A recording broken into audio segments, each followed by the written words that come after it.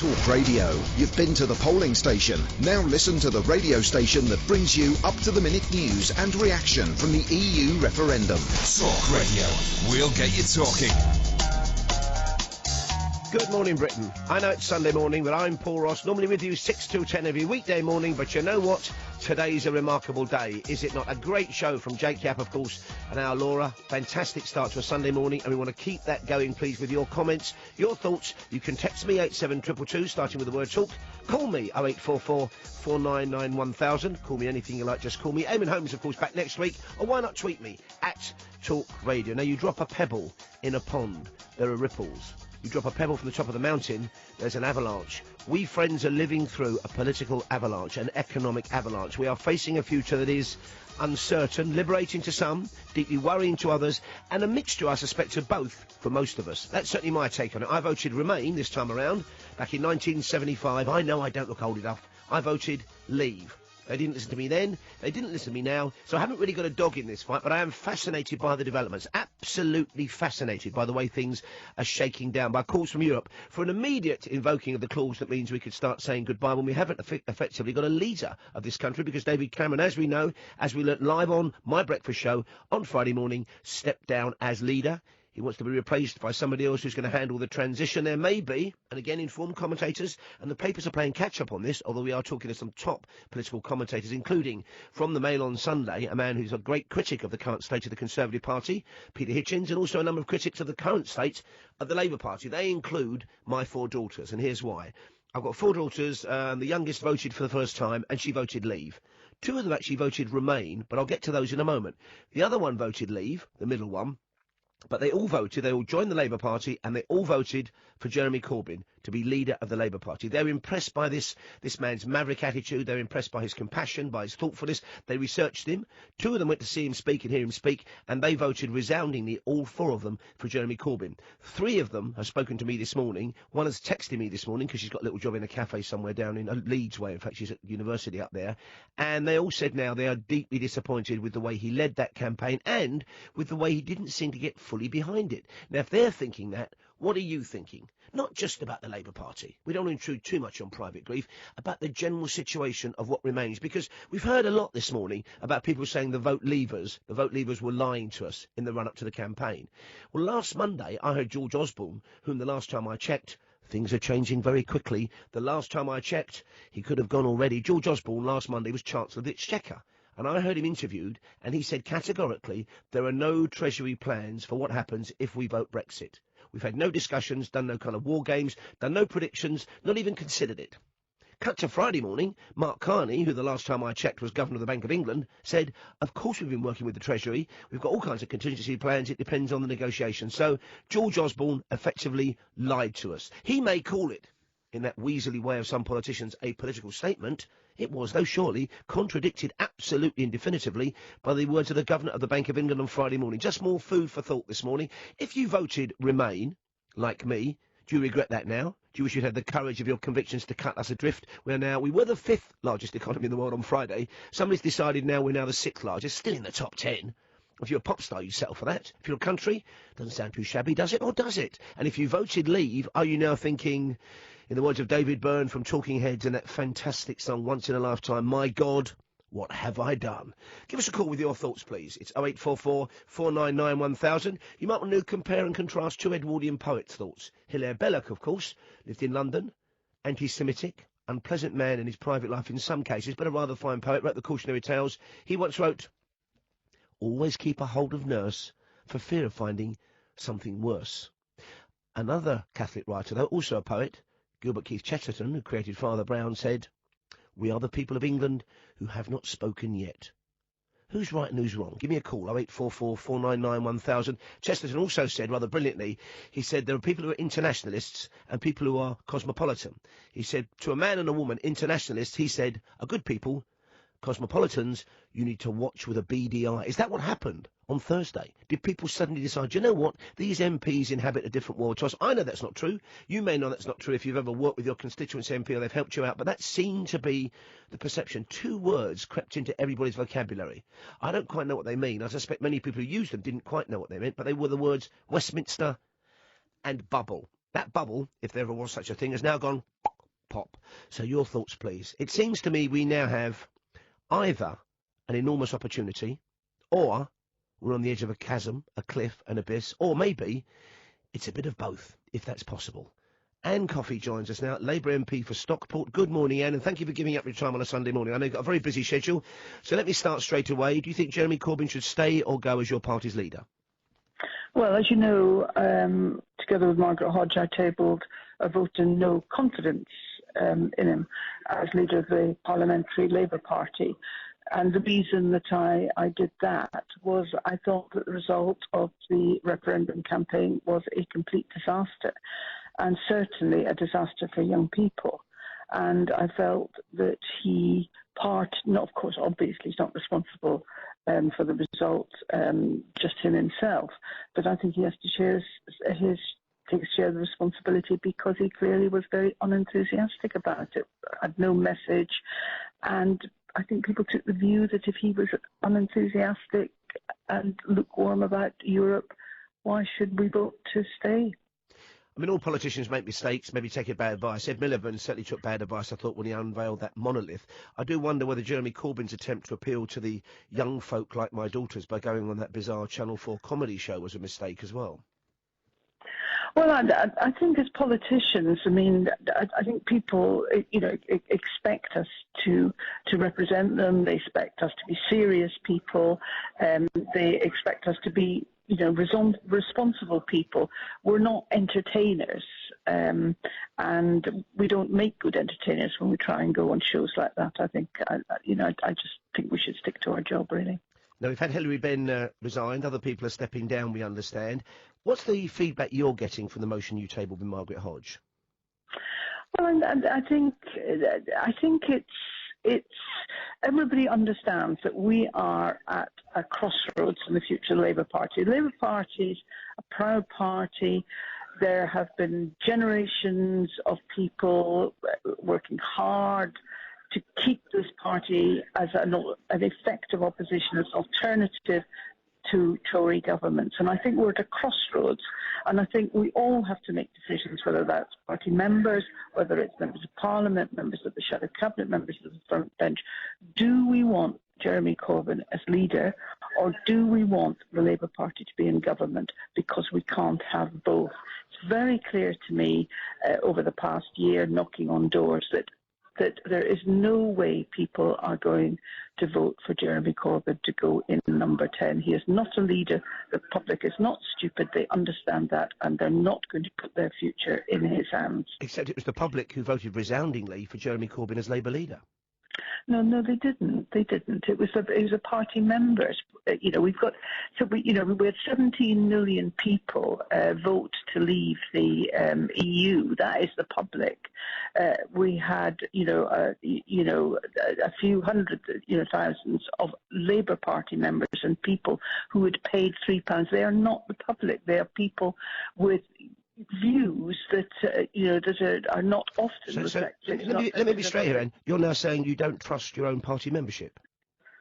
I'm saying that what I'm saying is that the party membership needs to reflect after Jeremy has been leader, for a year, and particularly given the results of the European campaign, whether he is the right person to lead the party into government, and they need to reflect on that, and that is what I'm saying. So who would choose then? Only parliamentary Labour Party, only MPs? Is that what you're saying? No, I'm not saying that. So who would choose it then? Could you get the same situation again? Either Jeremy Corbyn or somebody equally to the left? I don't think I would. Weren't you talking a few minutes ago about changing attitudes in your daughters? I was, yeah. I think there may be changing attitudes. A lot of my daughters want a left-wing firebrand, not a left-wing fizzle. No, but I'm saying that I think that, when I was listening to it, I may have understood it, that they were questioning whether they'd done the right thing. And about the man, not about his politics, about the man. Well, the man is his politics. You vote for the man, you vote for his leader of the party, don't you? And that's what he is. I mean, you can, when you have a leader of a party, the judgment is on the leader of the party about his ability to lead. If you have a football team and the football team fails to score goals and goes into relegation, you start to think of the qualities of the manager. The job of the leader of the party is to lead the party and deliver victory for that party in elections. That's the fundamental and basic job of the leader of a political party. And do you have any thoughts as to who should be your next leader, Anne?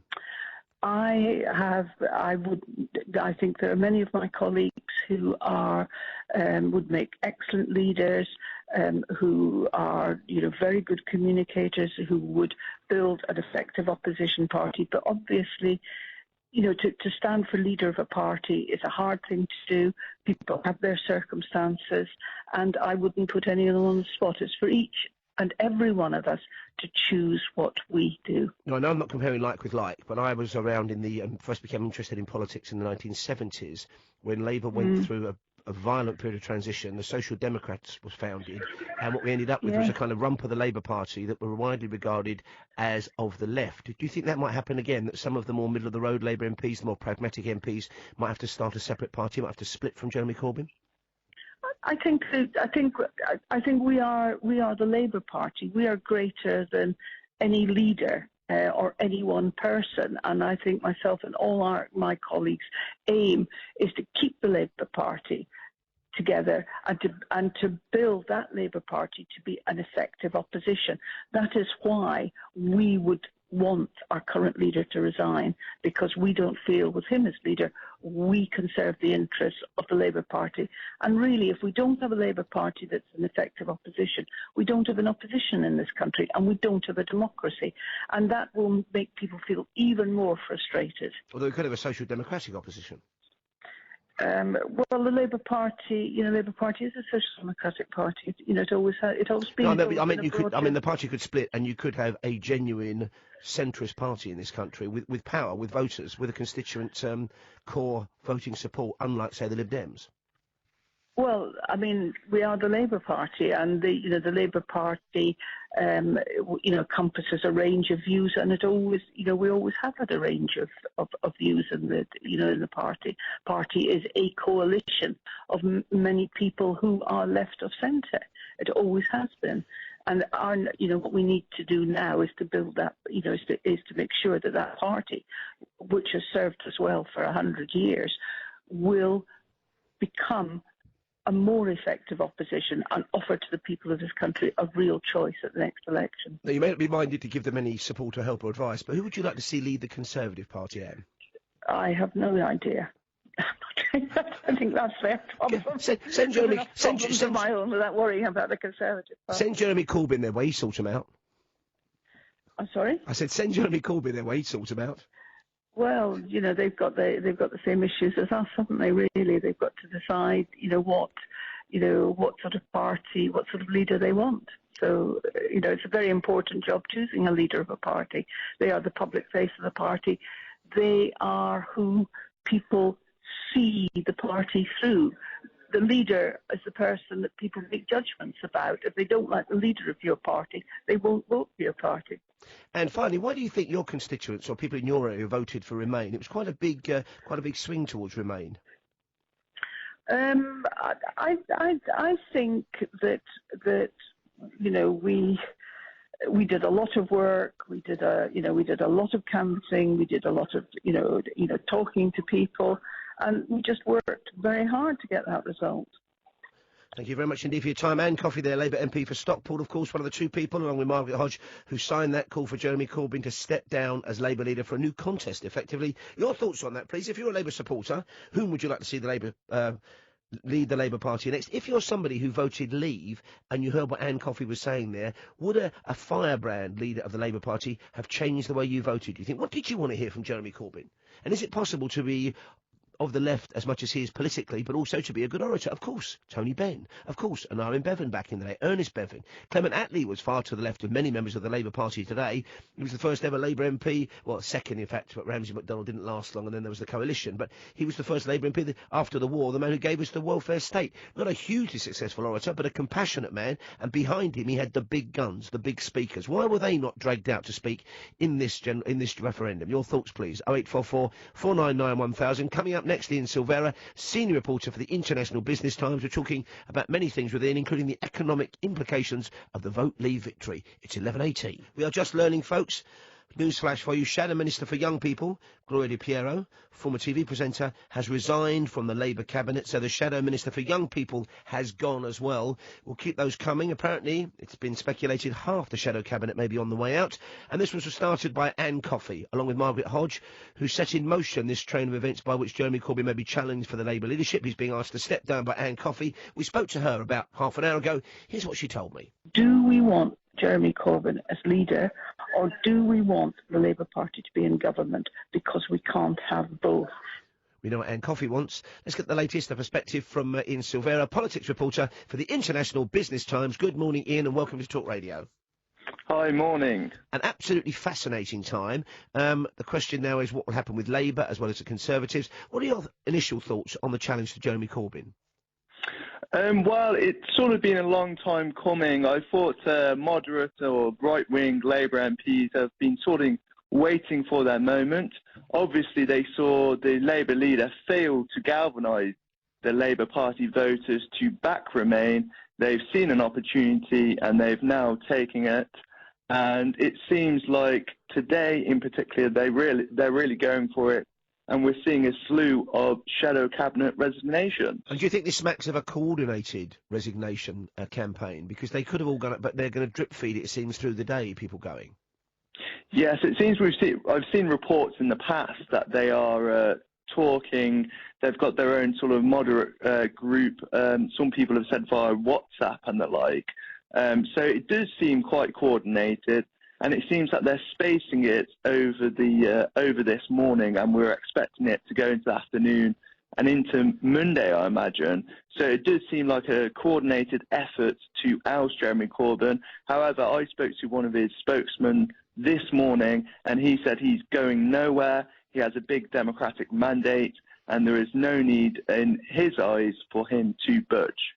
I suppose one of the problems is, though, if the quality people he's already selected for his shadow cabinet aren't going to serve under him, then we might be forgiven for thinking the next bunch are going to be second-raters, the also-rans, the people who weren't up to the job the first time around, people like, with all respect to her, Diane Abbott as Shadow Foreign Secretary. Well, I wouldn't like to comment on the sort of quality of particular shadow cabinet.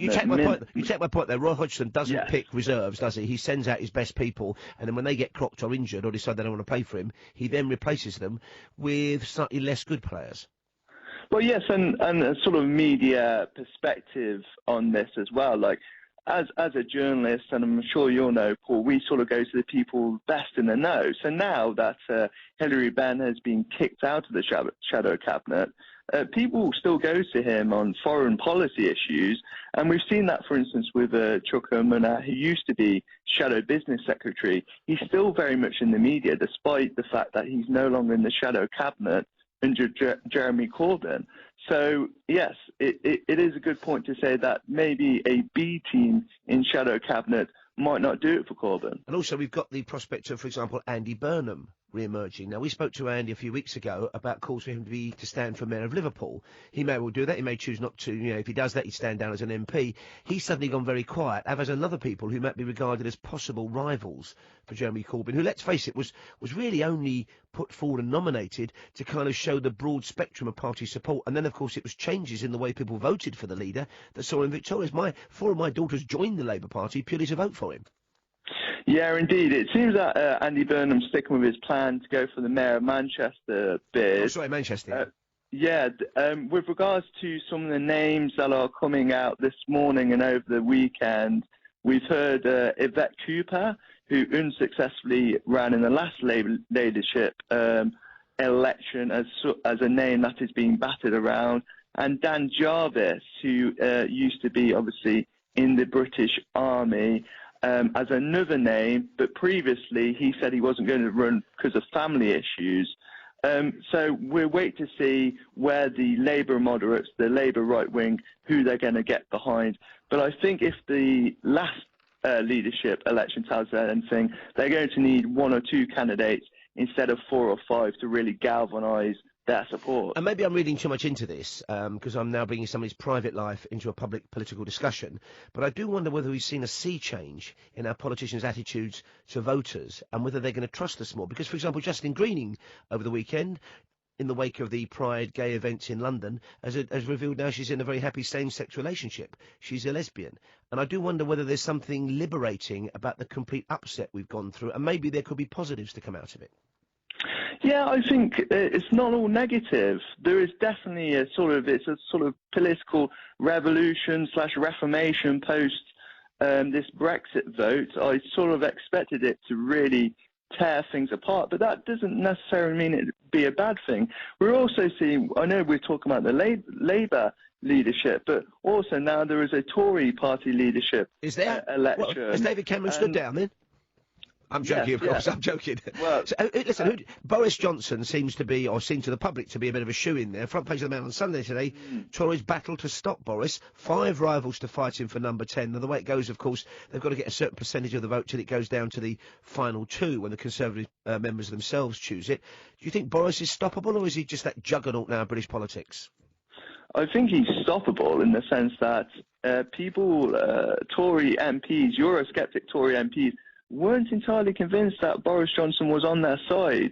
There's a sort of argument going around now that it was political opportunism. That's why he backed Leave.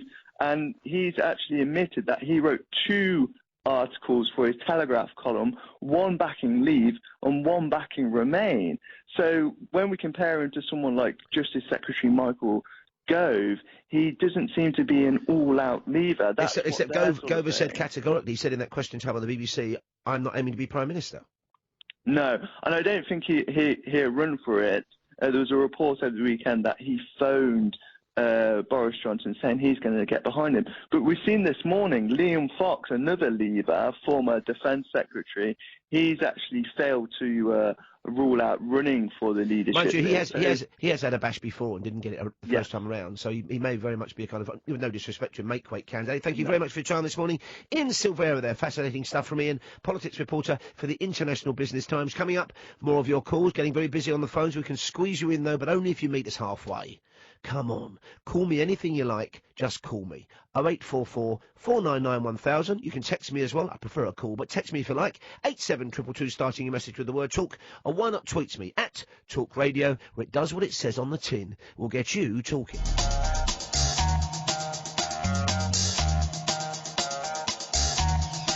Good afternoon, Britain. I don't say that often these days because I'm Paul Ross, with you normally Monday to Friday, 6 till 10 a.m. in the morning. Nice early start. I'm with you this afternoon till 3 o'clock because, of course, as you've gathered by now, no Eamon Holmes today. We had to do the show live today, of course. Not that Eamon couldn't manage it. He's otherwise engaged, so I'm with you until 3 o'clock, taking your calls and your thoughts, please, on the ongoing fallout for the biggest decision, I would say, in my political lifetime since 1975, when I voted out. They didn't listen then. This time I voted in. They're ignoring me still. One man they didn't ignore, though, joins us now.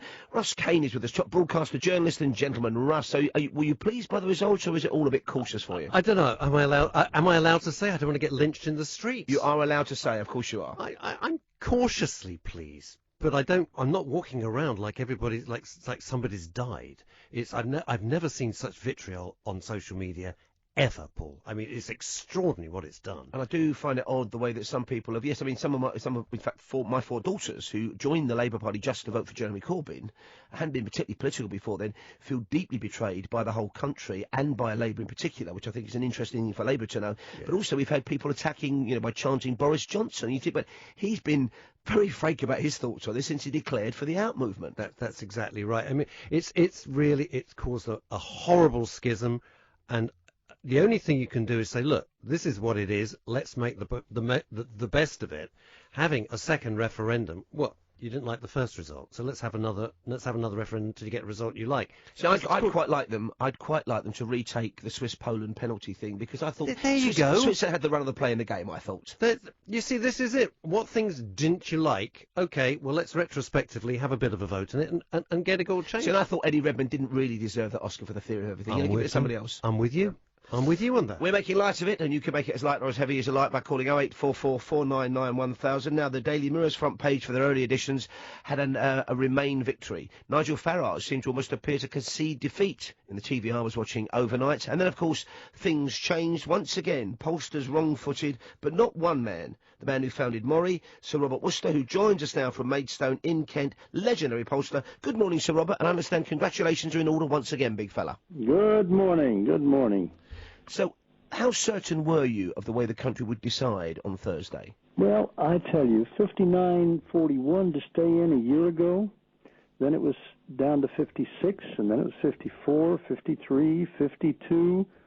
I tell you, it was just narrowing and narrowing and narrowing all the way through the year, and hardly anybody noticed, because the bookies told us that at one point 88% probability that it was going to remain, and I just reading this morning, one poor lady, never bet in her life, bet £100,000. She was so sure, and it's all wiped out. Goodbye. The bookies are gloating. And did you have a punt yourself, or you're not a betting man, Sir Robert? People ask me, "Where's my money? Where have I got my money?" And I said, "In my pocket." Now, as a long-term political expert, political commentator, what do you make of the current state of politics in this country? Is this something we should be nervous about or excited about? I'll tell you what I'm very nervous about, and that is the divisions in this country, because when 64% of all working-class people who voted to get out, and the middle class voted to get out, and they won, and then the middle class almost split. It's like 53% middle class and 47% working class by occupation of the household. It's not about income. It's occupation of the household, head of the household, or the breadwinner in the household. And that figure shows the division. It's not only geographic, which is very serious, because you've got Northern Ireland and Scotland on the one side, and you've got England and Wales on the other. You've got some cities that are comparable in some ways, but the demographics prove that they followed the old-fashioned working class, middle class split, which I thought was 20, 30, 40 years out of date. All the fallout from the EU referendum. Talk Radio. We'll get you talking. Meanwhile, talking of Europe, there's another sort of European competition going on. It's Euro 16, and our man is there at large, and we're going to be crossing live to... Are you a football fan, by the way, Ross Kane, who's still with us? No. I'm not. I know nothing. I'm a fan, not a fanatic. I enjoy watching the big games, and I didn't enjoy any of the games I watched last night. They were dull, and by the way, dull. Were they dull? A bit dull. Oh, okay. Borderline dull, and dullish. I wouldn't sit on the fence with these things. They're going to make a new film called Dull and Duller. And the Portugal game, when you've got Ronaldinho, who earns £1 million a second, I think, at least. Almost as much as Simon Cowell, is then... And they win 1-0. Anyway, I'm not going to give you the benefit of my expertise, because I've got none, but I know a man who has. Here he is, he's on the loose. It's only the Moose. There's a moose loose about this house. And I never expected to say bonsoir, or whatever good evening is, good afternoon in French, to the Moose on a Sunday, but I'm doing it, Moose, because I'm in for Eamon Holmes, because in a certain light, we're almost identical. How you doing, Moose? And what did you make of last night's atrocious football? Look, yeah, I didn't see much of it. To be honest, I thought to myself, I'm in Lyon, I'm going to go and do a little bit of sightseeing. So I went to the Basilica of Notre Dame, which is here in Lyon, and then I took a walk into the old town. A square where it was like a street party and the band playing, and it was really picturesque, and it was really atmospheric. And by the time I got back to my hotel room, there was about 6 or 7 minutes left of extra time in the game between now?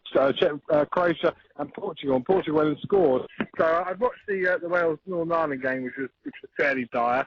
I'd seen a little bit of the Poland-Switzerland game while I was at the stadium in between the Northern Ireland press conference and their training session. So I didn't see much of last night's game, but by the accounts of most people on social media, it was fairly dull and boring.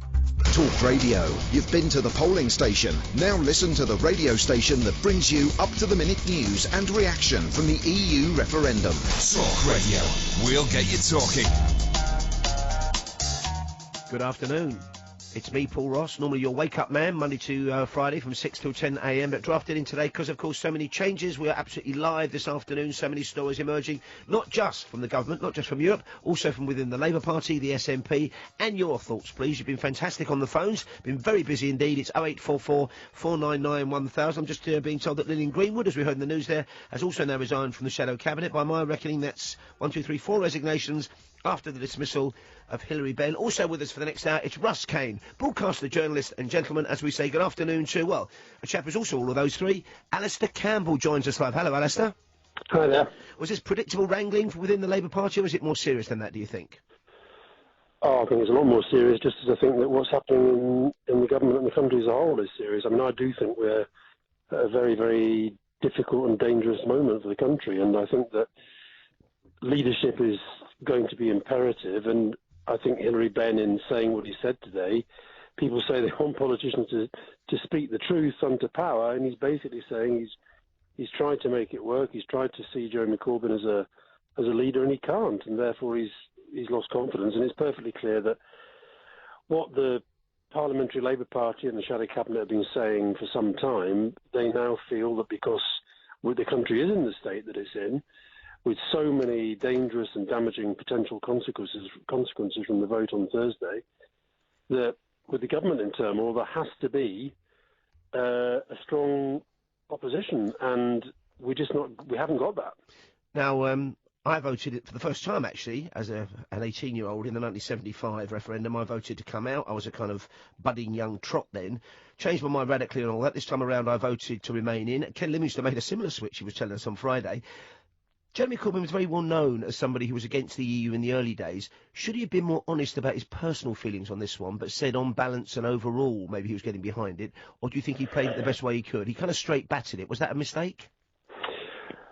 I mean, look, I think that yes, it's well known that he's had these sceptic views, but the fact is that once you're into a campaign, you have to fight that campaign like you want to win it. And I think what was coming out of throughout the campaign was a deep sense of ambivalence, a deep desire to make sure that he wasn't too closely associated with other Labour people that he didn't particularly like, or let alone the Conservatives. I mean, for example, you know, I know that there were attempts made to get all Labour leaders together to put a concerted message to Labour voters, but he didn't want that.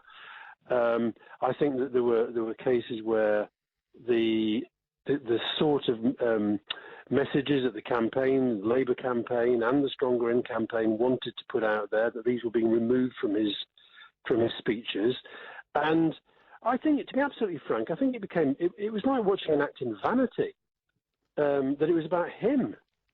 I mean, I don't care whether he thinks it's 6 out of 10, 5 out of 10, 3 out of 10. If he's the leader of the party that is massively united and going in a certain direction, he has to show he can lead it. OK, if Tony Blair had come to you and said, I've been invited on this, it probably would have gone through you anyway, but invited onto a Channel 4 comedy show aimed at the youth on a Friday night. I've not done much up in Scotland. I was kind of disinvited from Scotland. I've not gone to Wales. What would you have said to Sir Tony Blair? I mean, I'm not in principle against the idea of doing television programmes that a lot of people who watch them wouldn't necessarily watch Newsnight or Question Time. I'm not saying those people don't, and there will be some crossover. So I'm not against it in principle, but I thought that you make the right point. To do that as your kind of big thing is like, well, where else have you been? And I saw Andrew Neil on the BBC this morning when when Emily Thornberry, one of Jeremy Corbyn's supporters in the Shadow Cabinet, was saying that Jeremy was out there the whole time, but the media wouldn't let him speak and the rest of it. And Andrew Neil made the point, well, excuse me, we were trying to get him on all the time. We approached him many times as well. The other thing, I suppose, is over the period when Labour had kind of rid itself of some of its more radical, some would say more honest elements, but of course there were terrible problems with different tendencies within the Labour Party. That all got sorted out. New Labour arrived. How much of a problem was Jeremy Corbyn to you, Alistair, as somebody within the Labour inner circle? Then he's out there as this kind of maverick gadfly, having the whip withdrawn, 500 times. Was he a problem for you? it didn't have the word withdrawn. In fact, we were extraordinarily tolerant of rebels in many ways. But I think it's true that he and John McDonnell voted against the things that we tried to do more than any other MPs. Now, listen, they're entitled to do that, but it is a little bit rich when they're now saying that everybody who's in the member of the Labour Party should be sort of, totally loyal to the leadership. I actually think that, I'll be honest, I think Jeremy Corbyn's he's in my next door constituency. I think he's a very, very good local MP. People there, you meet people all the time who say that when they had difficulties, that he helped them. He's very, very good. But he can't lead the main opposition party. And I think sometimes the act of leadership is actually to ask yourself the question, can I do this? And all these new members who came in and elected him, yes, they keep saying if there was an election tomorrow, he'd win again because the new members still like him. That is what is helping us further lose touch with the public. And I must say, I've got 4 daughters, all of voting age. They all joined the Labour Party to vote specifically for Jeremy Corbyn. They all can't bear the man now. They thought he was an absolute busted flush in the run-up to the referendum. Yeah, well, I think there's a lot of that. I think you'll still get the people who basically think that politics began on the day Jeremy Corbyn became Labour leader. And I've got to be honest, both members of my family, and particularly Fiona, out campaigning in the last few weeks, most of the people who were out on the streets were not the Jeremy Corbyn people. They were people who've always been campaigning for the Labour Party. Do you think this is a problem? It's a problem that we've seen in the past in left parties. I'm going to mention Lenin now, although Lenin, of course, I'm not comparing with Jeremy Corbyn, but Lenin was almost a fanatical splitter of the Communist Party, because in the end, I don't care how many people I have around me, I must know I can rely on them absolutely. Is that part of Corbyn's leftist tendency? Look, Lenin was whatever else he was a historic and political giant. I don't think we're talking about that in this set of circumstances. I'm sorry, we're talking about somebody who... look, when he did the campaign in the leadership election, he showed he could campaign. He could campaign when he's, as it were, preaching to the converted. And there's always been a part on the left of the Labour Party that basically cares more about its power within the Labour Party than it does about winning. I suppose that's what I meant. When the Bolsheviks split from the Mensheviks, that was about power within a tiny party, then the Communist Party. Exactly. And I think that, look, I wrote, I'm going to plug a book now, I wrote a book about winning a couple of years ago, and when I was arguing against Jeremy Corbyn becoming leader, I can remember getting absolute dog's abuse on Twitter and other social networks, most of it basically saying, all you care about is winning. You're obsessed about winning. Well, I am obsessed about winning, because if you do not win in politics, you are impotent. And we've now seen the consequences. Gordon Brown lost to David Cameron. Ed Miliband lost to David Cameron. David Cameron has now been ousted by what is essentially a right-wing coup by Johnson and Gove. And so now we're going to have a new Prime Minister. Are we seriously saying what happened when, Gordon Brown, again, was a huge talent. Ed Miliband had a lot of qualities. And I was campaigning for both of them and going around the country, and you kept meeting people saying, I'm sorry, this isn't going to happen. Just as I've got to be honest, and this is not hindsight, because I can point you to plenty of people in the campaign who will tell you I was saying 10 days before the referendum, this is being lost. We are losing this. And likewise, one of the messages you hear all the time going around the country is your leader is not a Prime Minister. Well, the job of the opposition leader is to be an alternative Prime Minister. Yeah, Prime Minister. We're learning now that Kerry McCarthy has also resigned from the shadow cabinet, so that 7 people have departed, 6 resignations. This seems to me to be very carefully and almost maliciously orchestrated, Alistair. I don't think you can say it's malicious. You're talking about people, as Hilary Benn said this morning, who will have thought very, very long and hard about this. But I think that, in a sense, what Hilary did is, I guess, brought it to a head. But these are people who have been thinking about this for some time. And what became clear during the referendum campaign is that he couldn't rise to the occasion where leadership was needed. Now, we started this show back at 11 o'clock with a chat with Anne Coffey, one of the 2 people who signed that message to Jeremy Corbyn. She told me that if he doesn't resign, she thinks he's jeopardising the very future of the Labour Party itself. Is she overstating things, do you think, Alistair? No.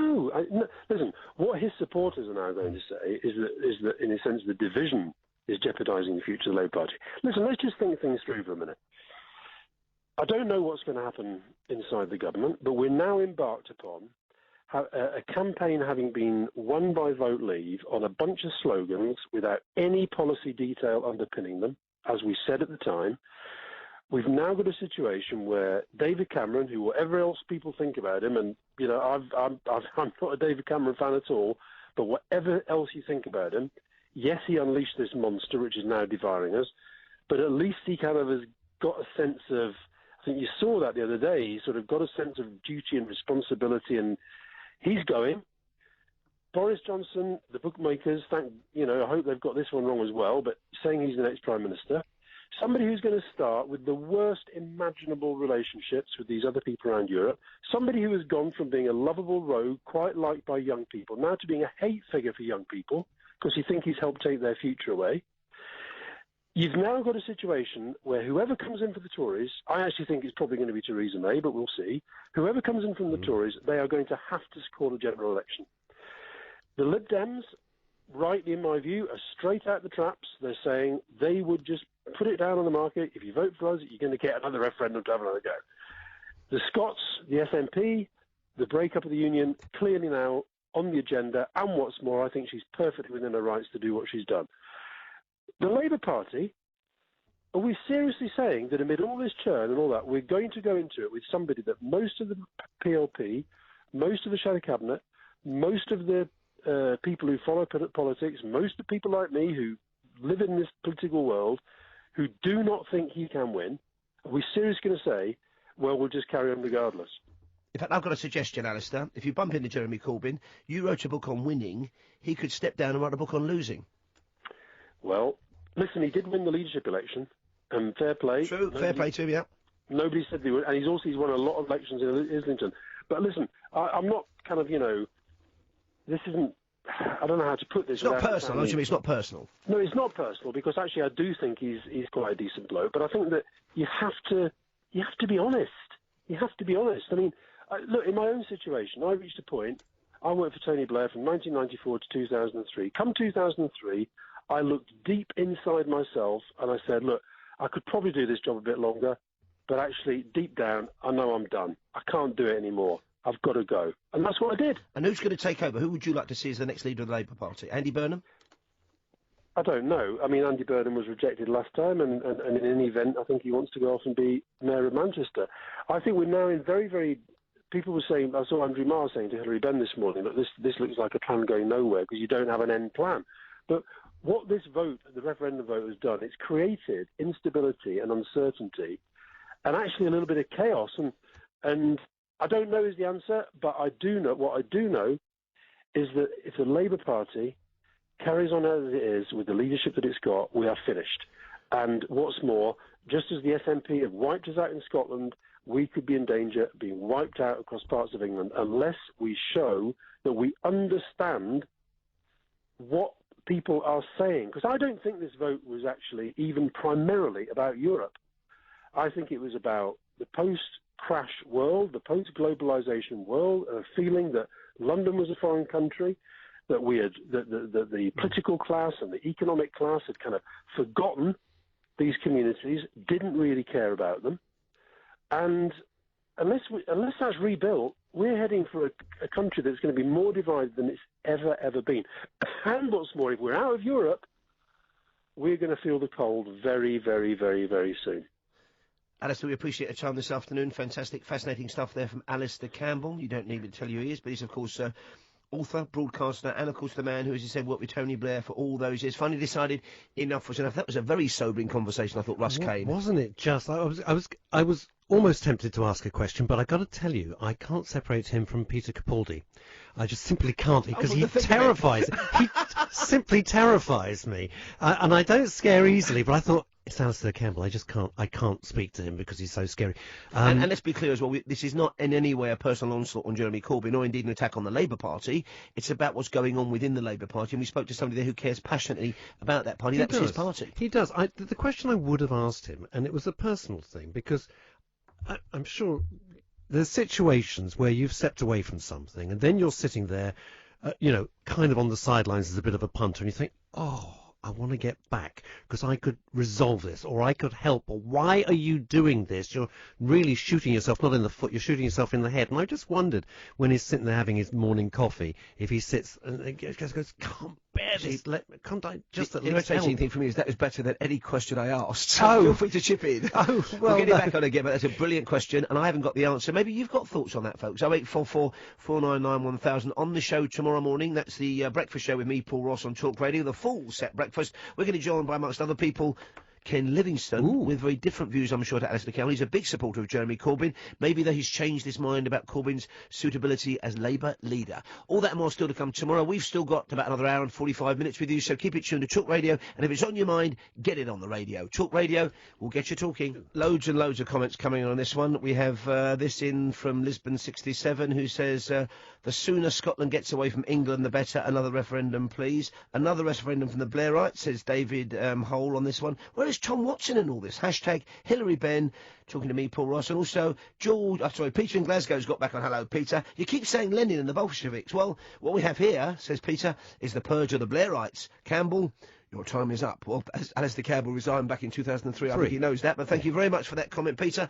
Keep them coming. Text me at it's 87222 starting with the word talk. Tweet me at Talk Radio or give me a call. 0844 499 1000. It's Talk Radio. We'll get you talking. It's 1:33. Blimey, what a show we've had. We have spoken to Anne Coffey, the Labour MP for Stockport, one of the two people, the other one was Margaret Hodges, who signed that letter asking for Jeremy Corbyn to step down as leader. We have heard, of course, from Alistair Campbell. We've heard from Peter Hitchens. We've also going to hear from, Russ will be excited by this because I certainly am, Basil Brush on the way live from Glastonbury. Now you're talking some big names at last. But let's speak now to a man who you may have seen on Big Brother. You've seen him on the TV. He's a member of the Labour Party from the 80s until, I think, 2001, when he joined the Lib Dems. He was with them for a couple of years. He then remained a political independent before going to Veritas. He's been in UKIP. He's left UKIP. He's now, I think, joined the English Democrats. Blimey, he's got a political CV and a half, and he joins us now. Winston McKenzie, London Area Chair for English Democrats. Good morning, Winston. How you doing, my man? Now, can I check, are you still with the English Democrats, or have you changed again? Big time, man, big time. You're still with them? Okay, what is it about... to keep a good man down. What is it... Winston, let me ask a quick question. What is it about the English Democrats that Labour, Lib Dems, UKIP, Veritas haven't got? What do they bring to the party that we should vote for? I just got to put you right about Labour. They say I've joined every party in the country, but I never joined Labour. OK, well, I'd stand corrected then. I've been reading your CV and I thought it said Labour Party. Did you apply and they wouldn't have you? That's not the point. I never joined Labour. OK. Did you support Labour in the past? My father did. OK. And what is it about the English Democrats that's got your wholehearted support now, Winston? Freedom. The opportunity to bring to the table the situations and problems that are facing ordinary people. When I joined, most parties that I've joined, and including UKIP, which some of the guys are really good in UKIP. The members were fantastic people. Immediately, you bring forth issues that affect the certain parts of the community. You get shouted down and rode out of the situation. And what kind of issues are they, Winston? What kind of issues get you shouted down? Well, issues concerning the community, particularly the disaffected people of society. Nobody wants to know. Are you talking about migration here, immigrants here, Winston? I'm talking about everybody. Okay. I'm talking about issues that really affect ordinary working class people. I hear that, but what are those issues that aren't being addressed elsewhere? Those issues are unemployment. Those issues are housing. Those issues are immigration, which has now come on top, which every party is talking about. And as usual, what they've done, they've left it until the last minute, until it's in their face. And now no one knows where to turn. The hardest thing in British politics is to find a leader. That is the hardest job in politics. That's why Labour is now in such disarray. The Tories are in absolute disarray. And when or what's going to actually happen, we don't know. The hostages are being turned out one by one, on the hour, every hour. And it looks real bad. So what would you like to see happen, first of all, as far as, say, the Conservative leadership goes? We've had the exit campaign winning. We've got Boris Johnson apparently in strong contention. Will Boris make a good Prime Minister, a good leader of the Tories, Winston?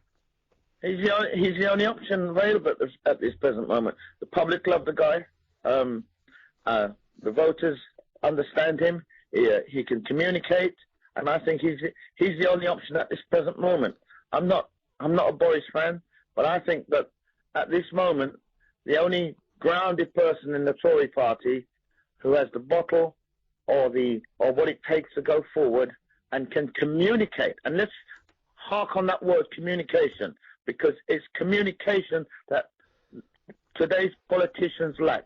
No means of being able to communicate with the voters. Well, you're doing a pretty good job here on Talk Radio. Thank you for your time this afternoon. Winston Mackenzie there, London area chair for the time being of the English Democrats. I do apologise for saying he was a member of the Labour Party. That was certainly in the information I was given. But hey-ho, mistakes can happen, even here at Talk Radio. 137. One mistake was definitely not asking Russ Kane to join us this afternoon, Russ, because... Very kind. As well as politics, there are plenty of other things going on in the world as well. I've mentioned, coming up in 10 minutes, Basil Brush, live from Glastonbury. Yeah, at least. I mean, now, the other names were big. I mean, you know, they had their day. You know, the Hitchens and the Campbells. Alistair Campbell's, yeah. Alistair Campbell. Good though they are. They were good. good. They played Glasgow. Have they ever played to 250,000 people? No. Have they ever said, I'm going to do an acoustic version of my big hit? No. Would that be for Basil Brush, Boom Boom Shake the Roof? People don't know what he's going to be doing. I suppose he'll be doing... He does do... I've seen him in Panto a couple of times, Baz. He's fantastic. And he does do songs, but he kind of does a posh home counties rap to it. It would be. Here I am, it's Basil Brush, I'm going somewhere in a rush. It's all that kind of stuff. That is frighteningly good. Have you been practising that? That was only by Ken Livingston. I'm joking, right. But Ken does join us on Monday. Yeah, yes. I think in Panto, Basil Brush was the only person I never worked with there. I was just saying to you off air, well, I don't know if people know, because if you've got kids, you will know this. You probably have to watch endlessly back-to-back Mr. Tumble. Right, you just do. That's it. That and, of course, Fireman Sam. And Mr. Tumble does huge arenas. I had no idea. It's like playing up to like 35,000 people, everyone singing along with the Mr. Tumble songs. I remember years ago taking my son, there was a show in the 80s that he loved called Button Moon. Oh, yes, Miss We've been to Button Moon. We follow Mr. I took him to see the stage show. It was like... I've never taken LSD, but I'd imagine it's what like being on LSD was like, because I'd never seen the programme, and I'm watching this bizarre... I went to it as well. And I'm thinking, who come up with this? Wasn't it Mr. Spoon on Button Moon or something? It was Mr. And we went to Button Moon, and then it made the clangers look sane. Oh, yeah, the clangers, that noise went through me like a drill. Although you haven't lived, Paul, unless you went to the Mayfair Theatre for the annual Sooty show. And one year I took my son to Sooty's Haunted House. I had to take him out. He wasn't heckling again, was he? Well, he was. Get off! It's not scary enough. He was absolutely petrified of Sooty's Haunted House. A fact that I still bring up every day when he gets lippy. I must say, I went to ITV Rad, because he's the longest-serving face on ITV, along with Des O'Connor, Sooty. He was on ITV the very first year, as was the great Des O'Connor. Really? And I know Des has been back and forth and whatever, still a great turn and stuff. Yeah. And I got a ticket, I got very excited, took my daughters along, and they were of an age and they enjoyed it. And it was an audience with Sooty, right? So I've taken along. And my mum said brilliantly, but Sooty never speaks. This is true. And every question he was asked from the audience, he had to whisper to whatever mystery he was with at that time, who then gave the answer. It was the most, again, a bizarre thing. And that you go along with it because you don't want to break the magic bubble. And we wonder why our kids go wrong. It's down to Sooty, Button Moon, and I think maybe Mr. Tumble. And a hint of Basil Brush. Who joins us in 5 minutes, folks. Unbelievable, isn't it, really? Do you ever watch Top Gear? Am I allowed to just come on politics for 10 seconds? Of course. No, I mean, I've kind of dipped in and out. I've never been a fanatic because I'm not really a good driver, unless my insurance company's listening, in which case I'm excellent. Excellent driver. I didn't pass it was the third attempt, I was 25, so I've never had the car chip in, really. No, I lost my car on my first driving test. I couldn't find the car. So I'd failed before I even got in. I got into such a panic. You like your motors, though, don't you? Yeah, I do. I'm a bit of a petrol. I haven't, but it's just interesting. A lot of the papers, just to come away from the referendum, just for 10 seconds, is that are having an absolute pop at Top Gear, and I'm just wondering if the BBC are actually going to have to pull this thing, because I heard a lot of stuff which probably isn't fair to say about the atmosphere on the set. Let's just say politely, it's not good. I mean, I think we've both all worked on shows where things haven't been going right, and it's a very difficult time for everybody, particularly the producers, sometimes the presenters, and not everybody reacts that well to that kind of pressure. But, you know, I've seen bits and pieces of the new one. It seemed perfectly watchable to me, and you kind of think the original Top Gear took a long time to find its feet. Yes, it did. And it just was an organic thing, and you can't you know, it's, by definition, you can't create something organic. It's got to kind of grow, hasn't it? So maybe they should back off from it a bit. And the critics are always going to go for it because of, you know, Matt LeBlanc and Chris Evans, and there were stories about Chris waiting to happen, as we know. But Chris is, whatever you think, he's great on screen, and he is, although he can be firm, and I'm being diplomatic, he's a blinking good producer. It's really interesting. The press have absolutely, you've got to always read the subtext with these things, but the press have got the bit between their teeth, and they're absolutely hacking at him. They really are. Whether you like him, whether you don't, it's just fascinating. They've said, right, he's in our sights, and we're going to get him. I went to see Johnny Rotten on John Lydon, as he was, on Friday evening at the British Library in Talk. Oh, brilliant. It's absolutely fascinating. And the only reason I'm linking the two, I didn't expect Johnny, you talk about counterintuitive before you used that phrase. John Lydon was articulate, warm, hilariously funny. But the most interesting thing, he totally understands how the media work, especially the press. He sees it with such clear vision. And not in a sour way at all, not in a bitter way. He just understands the game. And it's like with Top Gear, the media have said, well, this is our plot, and it's going to stop. Whereas when John Lydon did I'm a Celebrity, Get Me Out of Here, the stories had already been pre-written before he actually even entered the jungle. He was aware of that. It upset him, but he rolled with it. And they say about Fleet Street, it's not Fleet Street longer, at your feet or at your throat. I think Chris Evans has experienced both of those, hasn't he? I've never heard that. That's good. On the way, the man who's had his ups and downs, but he's out of rehab now. Well, I say man, I mean Fox. Basil Brush, who's going to triumph at Glastonbury. He's live on this show after this. It's 1:43. It's Talk Radio. We'll get you foxing. Across the UK, online and on DAB. Talk Radio. For those about to talk, we salute you. It is Talk Radio. It's 1:46. In conversation this afternoon with Russ Kane, of course. We've spoken to Alistair Campbell, Peter Hitchens and Coffey, the Labour MP who started this revolt, as it's now being called, against Jeremy Corbyn. As we understand it, I think I'm right in saying now 7 people have departed the shadow cabinet.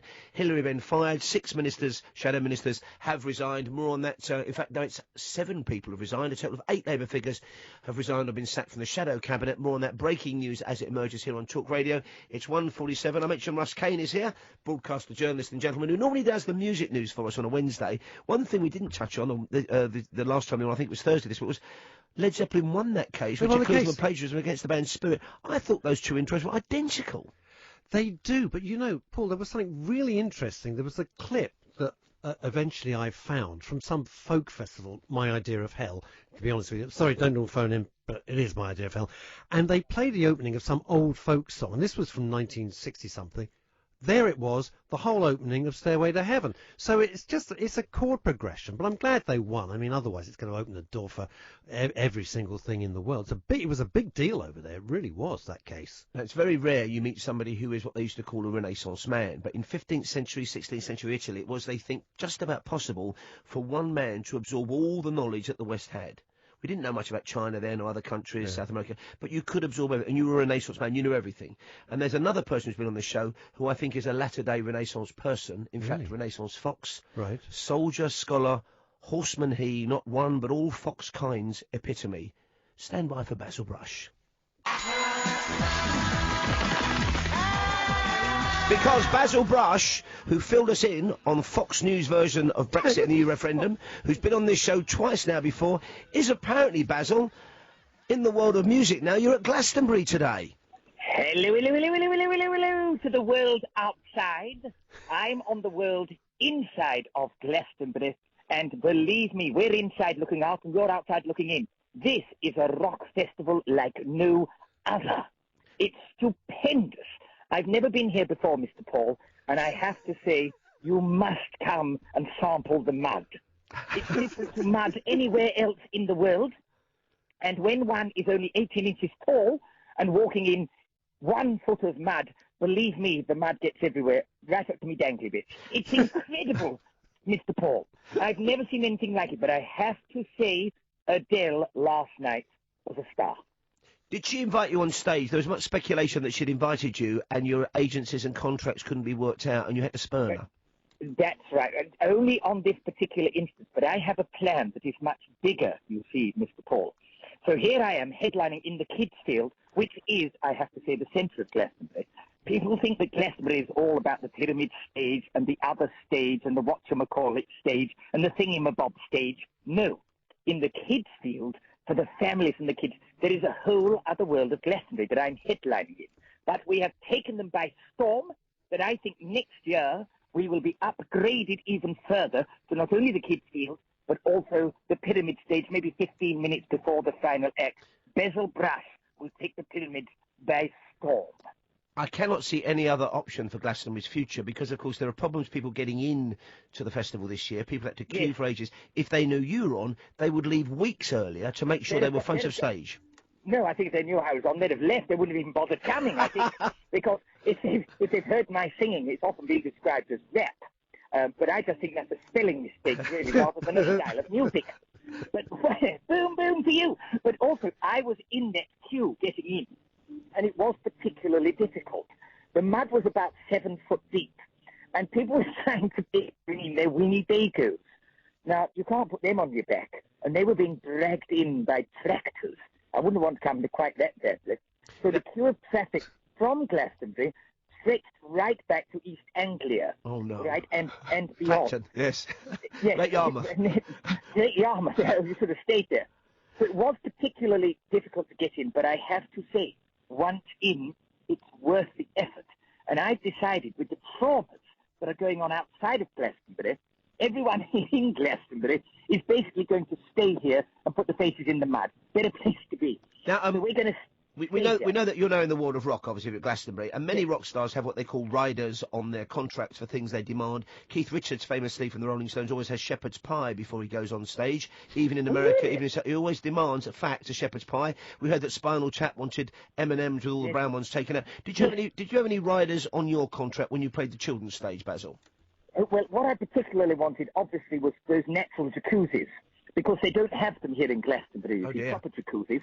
So they gave me lots of cans of baked beans. I stood in a little bucket of water, and I let nature take its course. Boom, boom. So that was particularly good. I needed lots of jelly babies, and I'll know this year that my rider for next year is I need my own helicopter. Oh, now, you haven't got one? Exactly. I've just got one of those, but I don't need one terribly big. I need a drone. Right, and I'm just going to hang and dangle from a drone. That's an image. And that's it, I know. Now, Basil, you did join us for your guide, Fox News Guide to the EU Referendum. You were completely objective and impartial. You may not have a view, but bearing in mind that in many parts of Europe, foxes are hunted to extinction, exterminated as vermin and a plague with ginger fur. Are you pleased with the way the vote went, or would you rather not comment? You haven't painted a very nice picture there of me being chased around Europe, have you? I mean, I always leave these things up to the big people, apparently. But apparently the big people have made a bit of a mess of it all, you see, slightly. So I'm not sure what the outcome is going to be. But the most important thing is, aren't we all lucky to live in a thing called a democracy? I don't know what they are, but somebody told me to say that. And, you know, I think we are lucky and fortunate we can go and vote on these things. I don't know what the outcome is going to be. I'm here in Glastonbury. My job is to entertain the boys and girls and make the world magic, because I know it's a difficult world out there. But you know what? We all need to take a step back and put our arms around each other, because I've learned something in Glastonbury, that we're all in this world together. We are one race and a fox. You'll be telling me next with Whitney Houston that you believe children are our future, but they definitely are. Basil, where are you after Glastonbury? Because many people couldn't get tickets for Glastonbury even when we heard you on. It sold out very quickly this year because you were on. Where are you? Are you working? Are you performing over the summer, Basil? Well, it's funny you should say that. If capital if I can get out of Glastonbury before next week, I'm doing a great tour of Pontins. I've got a glamorous lifestyle, you know, Mr. Paul. The magic of showbiz. Yep, I'll be doing a great tour of Pontins with my good mate, Mr. Stephen, the actor Chris Pitt said that we did CBBC together with. We're going to be filming lots of new stuff for my YouTube account. And then at Christmas, I should be at Winter Wonderland in Manchester, opposite the Trafford Centre. So I'll be up there doing a lot of shopping. I hope so. And, of course, coming in onto your programme to give political correspondence. Well, we're going to need lots of that because we've got a contest possibly on the way for the leadership of the Labour Party. We know we need a new Prime Minister, certainly a new leader of the Conservative Party, and the problems in Scotland. I'm for the Prime Minister because I'm very good at finances. Balloons are up, feathers are down, and nappies remain unchanged. Boom, boom. That's the stock market. to him summed up by Basil Brush. And on that bombshell is where we'll leave it. Thank you very much indeed, Basil Brush, talking to us here on Talk Radio from Glastonbury. See, I know he's a good lad, though, isn't he? He's a great bloke, Basil Brush. He's 18 inches high, and he's ginger, but don't hold that against him. He can't help that. Not at all. I just suddenly wondered if I've stepped into a parallel universe, because we've got all these huge political pundits there and people who've shaped the world, and then Basil Brush. Well, I must say, what a show. My 19-year-old daughter Hermione, we named before the first Harry Potter book. It's not our fault. No, it's not your fault. However, she's down there working on a falafel stand in the food village. And they eat all different foods because they all swap their grub, and she gets time off to go and see the bands. And I mentioned to her, I said to her in passing, who are you going to see? And she said to me, some rat boy I'd never heard of, and Adele, obviously. And she said, and Basil Brush. So she went to the children's area while she's 19 to enjoy. Who doesn't love a bit of Basil of an afternoon? Precisely. Absolutely. And we've enjoyed having the pleasure of Russ Kane's company with us, broadcaster, journalist and gentleman. Thank you so much, Russ, for giving up 2 hours of your Sunday afternoon. Thank you for having me. I've had a blast. I've loved it. And are you back is it a full roast lunch back at your place for all of us, or should we go to a cafe? If you'd like to come back, you're always welcome. Is there a final story you wanted to leave with us, possibly? You mentioned Top Gear, and I do think one of the problems with Top Gear going forward is going to be that now the weight of expectation is so huge, because actually it did well worldwide. In this country, because it was BBC Two, it only ever really had, I know it sounds like a lot, but 3 or 4 million. Which in terms of overall ratings isn't a huge amount, is it? It's not huge, but it was the biggest BBC export. It was the biggest cash cow that they had. They sold it to more territories than sort of any other show. Basil Brush might take comfort from this. By the way, it's my final thing, is that Rihanna played Wembley, and Wembley won because it was half full. And she had problems. Was it in Dublin you were telling us about? Which she went on stage and burst into tears. That's right. She came. Maybe she'd heard about the Wembley ticket sales. Well, I'm sure not. Oh, that's so she's going through bad times career-wise and bad times. Something's up, Mr. Paul. Do I have to call you Mr. Paul now from now on? I did like that. I wish I'd introduced him to you now. You'd been Mr. Russ and Mr. Paul. That would have been just genius. For the breakfast show here on Talk Radio. I'd happy. Huge pleasure. So we're going to speak to you, I think, next Thursday, is it now? Yep, for music news and the brand new #1 courtesy of Russ Kane. Still to come on the programme, though, we want to hear from you, please. Yes, it's a fascinating time in British politics. It has challenges, it had problems, which means you have opinions. You've not let us down so far. We've had some fantastic shows because the phones make this programme. Not just my breakfast show from 6 to 10 every weekday morning, but any live show here on Talk Radio. And by and large, they are pretty much all live. The only reason you're not hearing Eamon Holmes' voice this afternoon is because we had to keep the phones live for this amazing weekend of political change. It is ding ding all change, and we need your thoughts on that, please. 0844 499 1000. It's 2 minutes past 2, but you don't really care about the time, do you, on a Sunday afternoon? Maybe ish, but it's a kind of ish afternoon. Sadly, I'm used to telling you the time every 10 minutes on the Paul Ross Full Set Breakfast Show, Monday to Friday from 6 till 10. Not this afternoon, though, because of the extraordinary events of Thursday, Friday, yesterday and today. We are absolutely live this afternoon, taking your calls and thoughts on the ongoing... Well, I hesitate to use the word crisis normally, but it has been described by Alistair Campbell, by Anne Coffey MP, by the contributors, including Peter Hitchens, who writes for the Mail on Sunday, fantastic thinker outside the box. So it is, I suppose you could say officially, some kind of crisis, certainly in the south of England, because, of course, we have problems, severe problems for the Labour Party, it seems. A total of 8 Labour figures have resigned or been sacked from the shadow cabinet today, starting with Hilary Benn. All kinds of people, including Ian Murray, Shadow Secretary of State for Scotland, Lillian Greenwood's gone, Lucy Powell, Kerry McCarthy, also the Shadow Minister for Young People, Gloria De Piero, former TV presenter, has gone. The first resignation was Heidi Alexander, after Hilary Benn said goodbye. And we're joined now, I've mentioned Labour's Secretary of State for Scotland. Of course, they're really the third party in Scotland now, following the general election and following the EU referendum, of course. Kirsty Blackman, a Scottish National Party politician for Aberdeen North. Good afternoon, Kirsty, and thank you for doing this for us on a Sunday.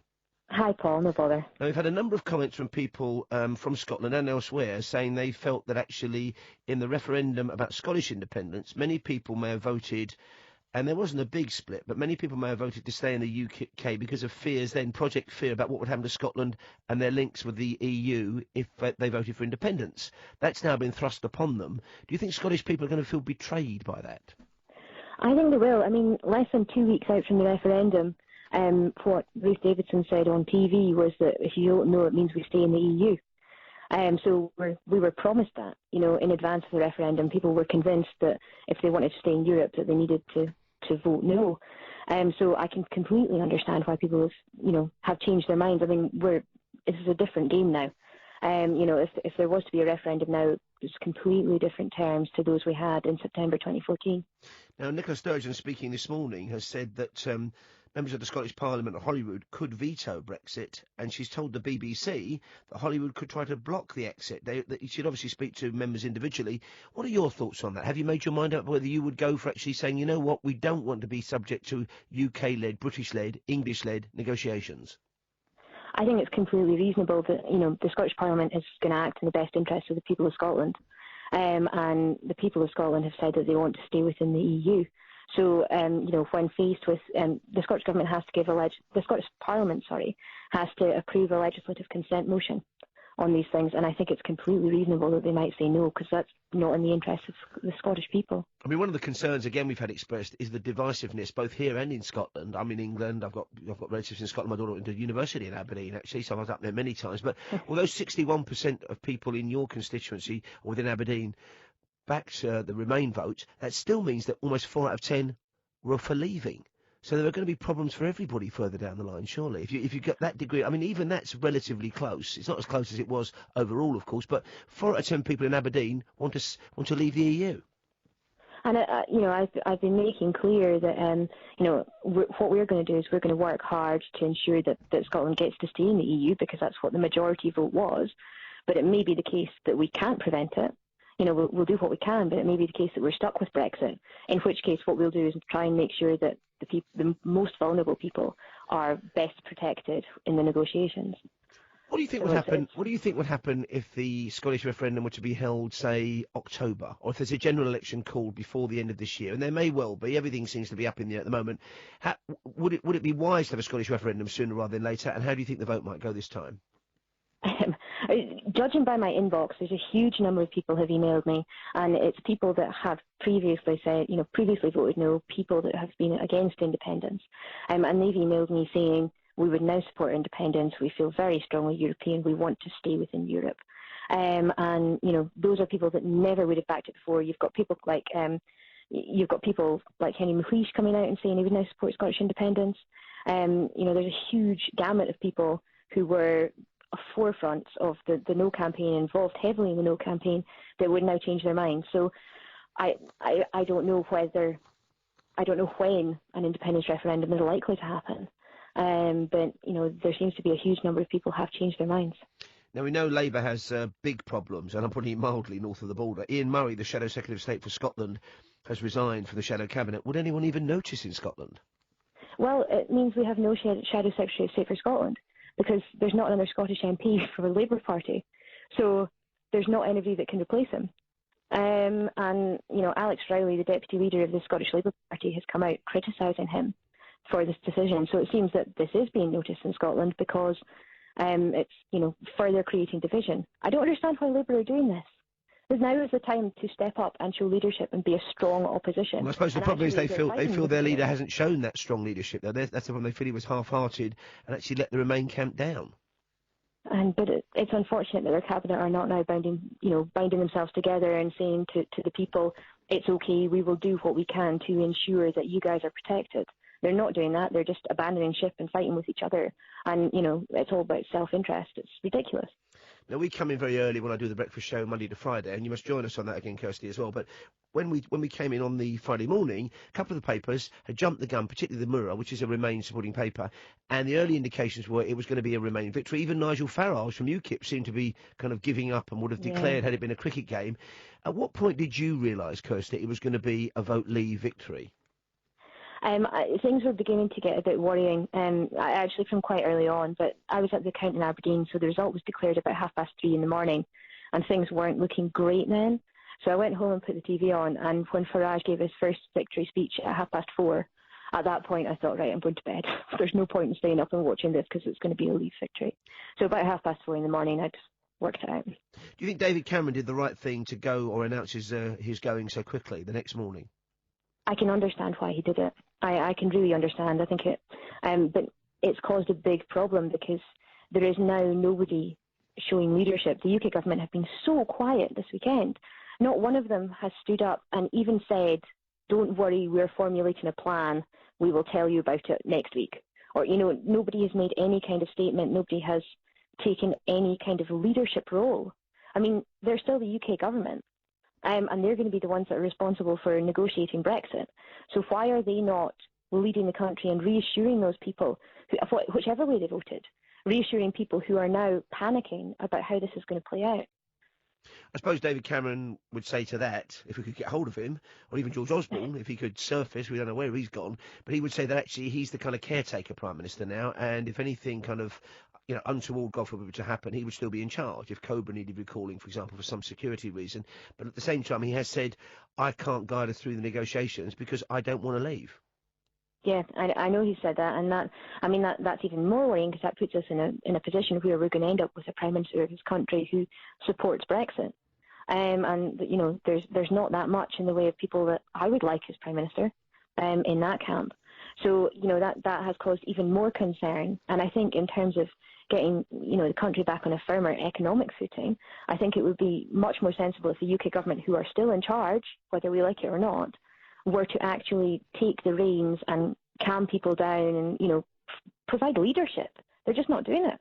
Thank you very much for your time this afternoon. Kirsty Blackman there, Scottish National Party politician for Aberdeen North, speaking to me, Paul Ross. A total of 63,980 votes were cast in favour of the Remain campaign, 40,729 in Aberdeen backing Brexit. As I mentioned, that was a kind of 60-40 split. That still means that 4 out of 10 people, even in someone like Aberdeen North, were for leaving. Elsewhere in the country, it was as high as 70%. If you voted, I'd like to know how, and more importantly, why, and also if you've changed your mind. 0844 499 1000. I've been quoting the odd poet or three this afternoon, mainly because there are times in our political life when the kind of pithy wisdom, and I said pithy before you start complaining, the pithy wisdom of the poet sums up a feeling. I mentioned Hilaire Belloc from these cautionary tales. He said, always keep a hold of nurse for fear of finding something worse. I think it's when that young lad got eaten by the lion at the zoo. Didn't really happen, of course. Then there was G.K. Chesterton, who was around the same time as Belloc. They were mates, in fact, both Catholics, very different man and writer, who said, we are the people of England. He could have said Britain, who have not spoken yet. But I'm putting mine now of another poet from somebody who came just after them. D.H. Lawrence. Now, he was definitely outside the Westminster bubble. Born into a Nottinghamshire mining family. He taught for a while. I think he lived very briefly in London, and then because he developed TB, lived around the world. He even went to Australia, wrote some remarkable novels, wrote some rubbish as well, and some great travel books, and he wrote a lot of poetry, which is underrated. One of his poems says, let's make a revolution for fun.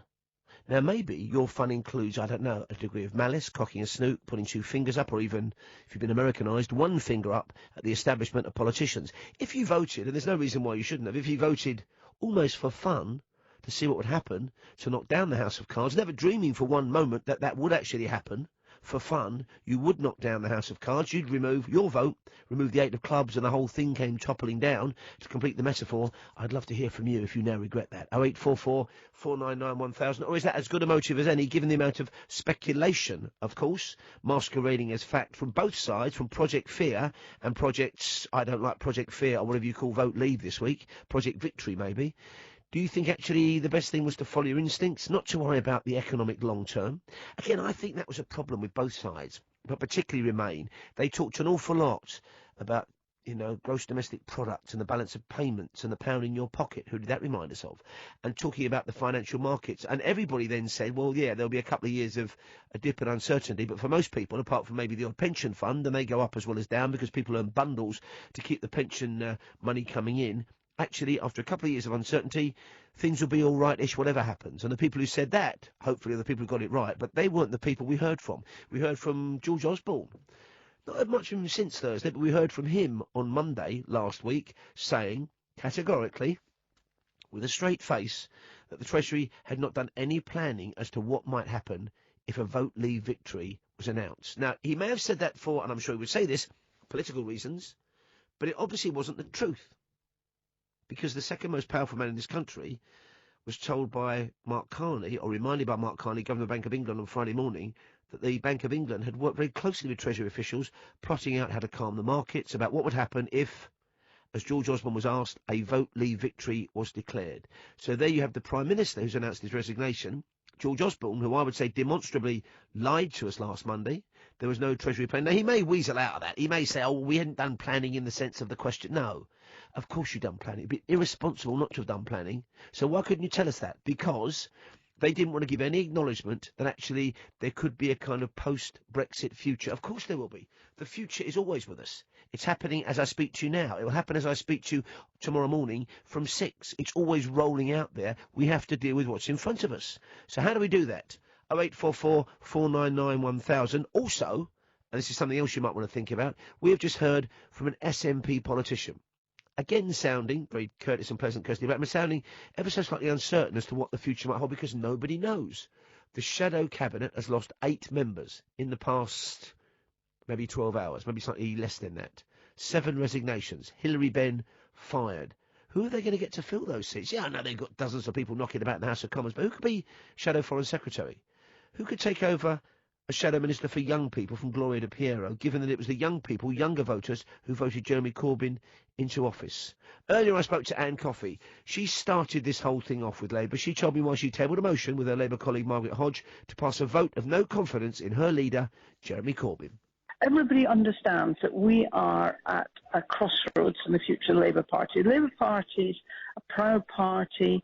There have been generations of people working hard to keep this party as an effective opposition, as an alternative to Tory governments. And I think we're at a crossroads.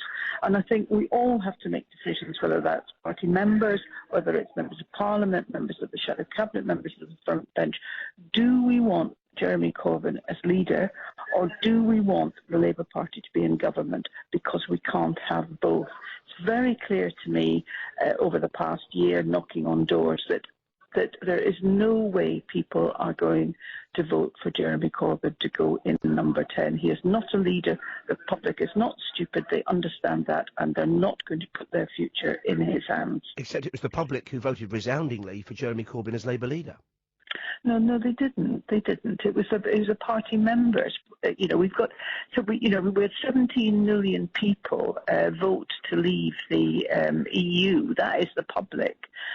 We had, a few hundred, thousands of Labour Party members and people who had paid £3. They are not the public. They are people with views that are not often reflected. Let me be straight here, Anne. You're now saying you don't trust your own party membership. I'm saying that what I'm saying is that the party membership needs to reflect after Jeremy has been leader, for a year, and particularly given the results of the European campaign, whether he is the right person to lead the party into government, and they need to reflect on that, and that is what I'm saying. So who would choose then? Only parliamentary Labour Party, only MPs? Is that what you're saying? No, I'm not saying that. So who would choose it then? Because you get the same situation again, either Jeremy Corbyn or somebody equally to the left. I don't think I would. Weren't you talking a few minutes ago about changing attitudes in your daughters? I was, yeah. I think there may be changing attitudes. A lot of my daughters want a left-wing firebrand, not a left-wing fizzle. No, but I'm saying that I think that, when I was listening to it, I may have understood it, that they were questioning whether they'd done the right thing. And about the man, not about his politics, about the man. Well, the man is his politics. You vote for the man, you vote for his leader of the party, don't you? And that's what he is. I mean, when you have a leader of a party, the judgment is on the leader of the party about his ability to lead. If you have a football team and the football team fails to score goals and goes into relegation, you start to think of the qualities of the manager. The job of the leader of the party is to lead the party and deliver victory for that party in elections. That's the fundamental and basic job of the leader of a political party. And do you have any thoughts as to who should be your next leader, Anne? I think there are many of my colleagues who would make excellent leaders, who are very good communicators, who would build an effective opposition party. But obviously, to stand for leader of a party is a hard thing to do. People have their circumstances, and I wouldn't put anyone on the spot. It's for each and every one of us to choose what we do. That was Anne Coffey, MP for Stockport, who signed that motion along with Margaret Hodge, urging Jeremy Corbyn to resign. The debate has started. 8 shadow cabinet members have now either been fired, that's Hilary Benn, or walked out, that's the other 7. And we're getting your comments on this. Lots of comments going on this one. The SNP is starting to sober up, says Peter in Glasgow, following my discussion earlier on with Kirsty Blackman from Aberdeen, SNP representative. The will of the UK, though, will prevail. We've had this in from Lisbon 67 via the Twitter. The problem with Labour isn't Jeremy, it's the Blairites and the press and media treatment of Jeremy. It's disgraceful. And then he adds, or she adds, hashtag the bullies. And also we've got this coming in from Mark White via the text. Paul, get rid of Carswell. Get Nigel on the negotiation committees, not the Tory Trojan horse, referring then to Duncan Carswell, the MP for Clacton, who went across the House from the Conservatives, or sideways, or whatever direction you think UKIP is from the Conservatives. This person adds, perhaps unkindly, despise the man. Talk Radio. We'll get you talking. Of course, Ian Lee tomorrow night, as they were saying, from 10. Tonight it's the unexplained, the paranormal, the truth is out there. Or is it? With Howard Hughes from 10 o'clock. It's a fantastic Sunday night listen, takes you to the witching hour, gently but firmly, and always in a thought-provoking and sometimes very, very funny way indeed, with Howard Hughes, top broadcaster and genuinely nice human being. It's 2:24, it's Talk Radio, and I'm Paul Ross. I'm with you tomorrow morning from 6, a special afternoon this afternoon, as I'm sure you'll agree. And thanks for putting up with me this afternoon, because, of course, we have ongoing information, news from the Labour Party. Fantastic, almost beyond belief events are going on. I don't mean fantastic in a good or bad way. I mean from the land of fantasy. Let's talk to Susanna in Cardiff about these extraordinary times. Hello, Susanna. Hi, good afternoon, Paul. Good afternoon. Now, thank you very much for calling us. We've called you back and put you on the radio. How did you vote, first of all, on Thursday? Did you vote in or out? Oh, I voted leave. I've never felt comfortable about being in the EU. When we went into the common market, I was 18 years old. As a youngster, you know, you don't know much. Well, I'm still not hugely informed about politics, but I was never comfortable about being in the EU. So did you vote in 1975 then? Did you vote in the referendum then, Susanna? No, because I was so young and I didn't really understand what was going on. I tried to, at the time it seemed like a good idea because the economy wasn't brilliant, and it may have been a good thing to do at the time. What we have managed to do now by leaving, it's a decision that has been long overdue, and I believe that Britain is strong enough to cope without the European Union. I was never comfortable with being told by a government that was abroad how to spend the money that they gave us. If we did something that didn't sit right with them, they would fine us, and they have fined us a few times. And I just think, you know, we are an independent and a fantastic nation. We should be able to look after ourselves. And I think going forward, yes, at the moment things are uncertain. I do acknowledge that. But I think in a few years' time, people will wonder why we didn't do it sooner. The people have spoken. David Cameron took a gamble and he lost. But we have been in the background for such a long time, and so many people did not want to be in the EU. We were given the opportunity and we came out in droves. Susanna, we appreciate your call. You must call us again. Thank you very much indeed. Susanna from Cardiff there. Wales, of course, voted overall in the majority to leave the EU, as did England. Scotland, not so much. Northern Ireland, definitely not. Your thoughts, please. 0844 499 1000. We're learning that the President of the European Parliament, Martin Schulz, wants the UK to apply for an exit from the EU by Tuesday. To invoke that clause or section 50, I think it is. So many numbers flying around, I've lost track. He wants us to apply for the exit by Tuesday when he knows there's still to be a leadership contest within the Conservative Party for a Prime Minister for this country. We have somebody in the role, but we know he wants out. What are they thinking? Is it the start of some kind of punitive measure? Anyway, let's park that thought for a moment, unless you want to talk about it. I'll comment on it. 0844 499 1000. I certainly think it's a kind of dictatorial thing to assert when actually we have a number of months, if not years, to go for it. It'll take 2 years, I think, from the moment we apply anyway. Matt Cole joins us now, visiting lecturer from the Handside Society to promote democracy. Democracy spoke on Thursday, Matt. It wrong-footed many people. Were you surprised by the outcome? Yes, I was surprised, and most of the polls, once again, were directing us towards the idea of a narrow Remain victory. Not quite all of them, actually. A couple did get it right, a couple done right on the last couple of days, but it appears that some of the people that weren't being interviewed by the television, some of the people that weren't being interviewed by the pollsters, came out in large numbers. You had a 72% turnout, which a lot of people thought would be good for Remain, but there was a large number of people all over England and Wales who in every region and in most cities and population centres, by a relatively narrow margin, said, actually, we want out. And that, I think, had been brewing for many decades in many ways.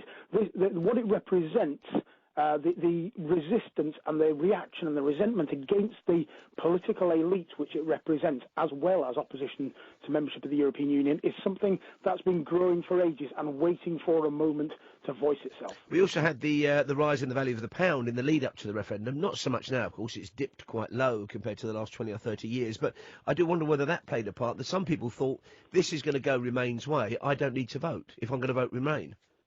It's possible that there were some Remain voters who just felt a little bit complacent, but they would have been pretty confident people if they did. Everyone knew it was very, very close and that there was everything to play for. So any Remain voter that stayed home out of a sense of certainty was taking a very big gamble, as we've now discovered. If you don't vote, you don't get your voice heard. That's the simple message of democracy, and if they decided that it wasn't necessary for them to vote, they may be regretting the result now, but they're the masters of their own destiny. Now, we've spoken to the SNP this morning. We've also spoken to the Labour MP who, along with Margaret Hodge, signed that motion calling for Jeremy Corbyn to resign. Huge problems ahead, one would imagine, for the Labour Party. Absolutely. I mean, we're now in an historically almost unprecedented weekend here, because we not only have an opening period of a couple of years of uncertainty in our relationship with the European Union, an organisation which we're very intertwined with in all sorts of legal and financial ways and have been for over 40 years. We've got a crisis in the Labour Party about its leadership. We've got an impending battle for the leadership of the Tory party, war amongst the Tories, as the Sunday Telegraph, a Conservative newspaper, is telling us this morning. And we've even got doubt about the nature of the relationship between Scotland and the United Kingdom, and possibly even between Northern Ireland and the Republic of Ireland and the United Kingdom. There's a series of questions not just about what we should do, but about how we should decide what we should do. And all of those things are going to take some time to resolve, but time is not really easily to hand. There's a need to come to a resolution about who leads the political parties, and yet we cannot resolve the European issue quickly. We have got this call, though, as I just said, from the President of the EU Parliament, that we need to apply for for saying goodbye by Tuesday. That's not going to happen, is it, surely? No, and in fact, the European Union and its leadership will not determine how the process happens, at least not. They're sending a signal, aren't they? They're firing a shot across our bows. Well, there's two opinions amongst leading figures in the European Union at the moment, and they themselves are in an argument about it. Some people in the European Union want to say, right, OK, you've decided to go, pack your bags and get out. It's a bit like when people split up and the more resentful of the partners says, right, I just don't want to deal with this anymore, you go. The reason they're saying that is not just out of personal pique. It's also because they don't want an extended discussion which other countries and the Eurosceptics in other countries watch and think, you know what, we could do this as well. They want the thing resolved as quickly and as austerely for the British as possible. There's another view in Europe that says, actually, you know, the British are very important partners in Europe. They're major contributors to the budget. And if we can possibly retain some sort of relationship with them, we will do. They may even be dreaming that at some point in the process, we actually rethink the decision, or at least end up with something almost the same as membership, staying in the free market, retaining the free movement of labour, for example, as we've heard Philip Hammond, the Foreign Secretary, talking about this morning.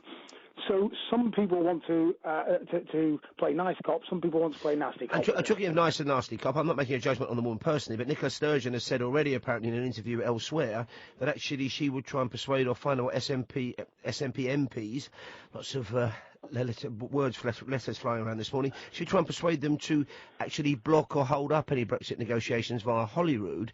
Now, I remember quite clearly a number of campaigners going north of the border before the Scottish referendum in 2014, saying to people who are either undecided or wanted to remain in the EU in Scotland, if you vote for Scottish independence, you have to renegotiate everything. The only safe way of staying in the EU is to vote to stay in the UK. I mentioned there were lots of letters flying around. There's some letters there. Those people, they were conned, weren't they? That was political prestidigitation. Well, of course, that's one of Nicola Sturgeon's arguments, is that when the Scottish independence referendum took place, those people who were pro-European Scots might have stayed with the Union, might have stayed with the United Kingdom because they valued being in Europe more than they valued the idea of Scottish independence. Of course, the position has now been reversed. If you stay in the United Kingdom, as it appears at the moment, you will leave the European Union, and therefore she says that's what they called in their manifesto a material change of circumstances. Now, whether the Scots Parliament or the Scots Government can itself veto our departure from the European Union is a difficult legal question, and it appears that what they can do is protest at it, but they can't stop the rest of the United Kingdom leaving. Of course, what Nicola Sturgeon would ideally like is that the Scots, in the not too distant future, decided that the Scots left the United Kingdom, and then the English, Welsh and Northern Irish could decide to do whatever they wanted by themselves. But I think any kind of rock she can throw at the process at this stage, any doubt she can put on what's going to happen to Scotland rather than taking it out of the European Union, she will do, because she presents that as being her job in defending and promoting Scottish interests, which the Scottish public decided were in favour of remaining in the EU. Matt, thank you for your time. Always a pleasure. Matt Cole there, visiting lecturer from the Hansard Society, talking to me, Paul Ross, on Talk Radio. Coming up, we're going to be hearing from Alistair Campbell, to whom I spoke a little earlier on, former Labour spin doctor, of course, worked for many years for Tony Blair, about his view, and it's a very pessimistic view about the current state of the Labour Party on Talk Radio. So I'm back tomorrow morning from 6. Who knows how many members the shadow cabinet might have lost by then? 8 have gone already. 1 sacking, Hilary Benn. 7 resignations. So I spoke a little earlier to Alistair Campbell, former Labour spin doctor in chief, of course, the man who it's widely expected will be mentioned, at least in passing, in the Chilcot report when it finally comes out next month, and of course the man who's been critical at times of the current direction of the Labour Party, of British politics in general, the Labour Party in particular. And when I spoke to him earlier, I asked him what he made of the current problems, the crisis facing his party. What the Parliamentary Labour Party and the Shadow Cabinet have been saying for some time, they now feel that because the country is in the state that it's in, with so many dangerous and damaging potential consequences from the vote on Thursday, that with the government in turmoil, there has to be a strong opposition, and we haven't got that. Yes, it's well known that he's had these sceptic views, but the fact is that once you're into a campaign, you have to fight that campaign like you want to win it. And I think what was coming out throughout the campaign was a deep sense of ambivalence, a deep desire to make sure that he wasn't too closely associated with other Labour people that he didn't particularly like, or let alone the Conservatives. For example, I know that there were attempts made to get all Labour leaders together to put a concerted message to Labour voters, but he didn't want that. I think that there were cases where the sort of messages that the campaign, Labour campaign and the Stronger In campaign wanted to put out there, that these were being removed from his speeches. And I think, to be absolutely frank, I think it was like watching an act in vanity, that it was about him. I don't care whether he thinks it's 6 out of 10, 5 out of 10, 3 out of 10. If he's the leader of the party that is massively united and going in a certain direction, he has to show he can lead it. Over the period when Labour had kind of rid itself of some of its more radical, some would say more honest elements, but of course there were terrible problems with different tendencies within the Labour Party. That all got sorted out. New Labour arrived. How much of a problem was Jeremy Corbyn to you, Alistair, as somebody within the Labour inner circle then? He's out there as this kind of maverick gadfly, having the whip withdrawn, 500 times. Was he a problem for you? It didn't have the whip withdrawn. In fact, we were extraordinarily tolerant of rebels in many ways. But I think it's true that he and John McDonnell voted against the things that we tried to do more than any other MPs. Now, listen, they're entitled to do that, but it is a little bit rich when they're now saying that everybody who's in the member of the Labour Party should be sort of, totally loyal to the leadership. I actually think that, I'll be honest, I think Jeremy Corbyn's he's in my next door constituency. I think he's a very, very good local MP. People there, you meet people all the time who say that when there are difficulties that he helped them. He's very, very good. But he can't lead the main opposition party. And I think sometimes the act of leadership is actually to ask yourself the question, can I do this? And all these new members who came in and elected him, yes, they keep saying if there was an election tomorrow, he'd win again because the new members still like him. That is what is helping us further lose touch with the public. That was Alistair Campbell speaking to me earlier in the programme. Tomorrow, giving a reply to that, will be Ken Livingstone, who was with Sam Delaney on Friday afternoon. Friday morning, I spoke to George Galloway, who's now officially joined the Talk Radio team. George Galloway in for, I know it's confusing, do keep up, write it down if you need to. I'll get it from our website, Talk Radio. George Galloway in next week for Johnny and Ash Gould from 7 o'clock, only on Talk Radio in this fascinating time for British politics. It's 2:39, it's Talk Radio. Talk Radio is the place for all the fallout from the EU referendum. Talk Radio. We'll get you talking. It's 2:43, it is Talk Radio. Now, our next guest, like Bruce Springsteen, was born in the USA. Unlike Bruce, he had the sense to live in this country. He just got back, I understand, from Paris. It's Charlie Wolf, broadcaster and journalist. Good afternoon, Charlie. Comment allez-vous? Comment ça va, monsieur? Well, très bien, I think. But let me ask, when you were in Paris, what were people there saying to you about the EU referendum vote to leave the EU? Well, it was interesting. We spoke to quite a lot of people from, we mainly were hanging on Rue de Lappe, which is very bohemian near the Bastille, and we were in some of the upmarket areas. And at first, the French had this sort of impression of we're leaving Europe. We don't want anything to do with Europe. We explained, no, that's not the case. And they said, we love Europe and we could accept that. But then when we started to present, my friend and I who traveled with me, the arguments of the Commission itself and the structures of the EU and the way they spend our money and the unaccountability, and everybody agreed with us. And unfortunately, though, the difference between the French that we bumped into and ourselves is they, at the end of the day, would still say, well, but we're European. So in other words, they were going to just be self-flagellating, I guess, let them, get whooped by the EU, whereas we at least, I think, have done something about it. Also, we are still demonstrably Europeans, albeit in an island chucked off the northeast of England, but we're still European, just not in Europe in quite the same way. Yeah, but it's funny, I don't really think that way. When a Frenchman says to me, or a Dutchman says, I'm a European, that makes sense to me. It works. But I think in all the years I've lived here, and everybody I know who's English or Scottish, I've never really heard them say I'm a European. Or if they do, it sort of sounds like, Obama going, I'm a citizen of the world. And it's like, you're a Briton. So I think we are different over here. But still, to me, the salient argument is, whether we're Europeans or not, is do we want this unaccountable commission that I think has just gone too far, and thinks they're in charge when they're actually supposed to be here to serve us. And they weren't doing that, and I think that's what's really kind of hacked off people in this country. That's, what I've been explaining even to, for instance, I have a brother in the States who, funny enough, he's more francophile than I am. He Skyped me yesterday, and all of a sudden he says, where are you? And it's like, I'm in Paris. We had a long chat about it, and yes, he said he couldn't understand, the dynamics of it, especially the economics. And to me, again, I think that, yes, we'll have some short-term economic problems. There'll be a little bit of hardship.